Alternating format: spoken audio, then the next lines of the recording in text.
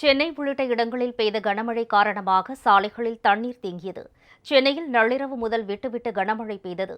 புறநகர் பகுதியான பூவிருந்தவல்லியில் பெய்த கனமழை காரணமாக சாலைகளில் குளம் போல தண்ணீர் தேங்கியது. இதனால் பள்ளி, கல்லூரிகளுக்கு சென்ற மாணவ, மாணவியர் கடும் அவதியடைந்தனர். மழைநீரை அகற்றுவதில் நகராட்சி நிர்வாகம் மெத்தனம் காட்டுவதாக தெரிவித்த பொதுமக்கள் மழைநீர் கால்வாய் பணிகளை விரைந்து முடிக்குமாறு கேட்டுக் கொண்டனர். திருவள்ளூர் மாவட்டத்தில் பெய்த கனமழை காரணமாக செம்பரம்பாக்கம் ஏரிக்கு நீர்வரத்து அதிகரித்துள்ளது. அதேநேரம் கனமழை காரணமாக சென்னையின் பல்வேறு இடங்களில் போக்குவரத்து பாதிக்கப்பட்டது.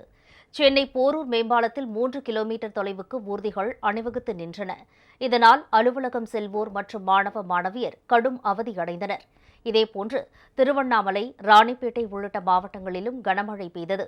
இதனால் விவசாயிகள் மகிழ்ச்சியடைந்துள்ளனர்.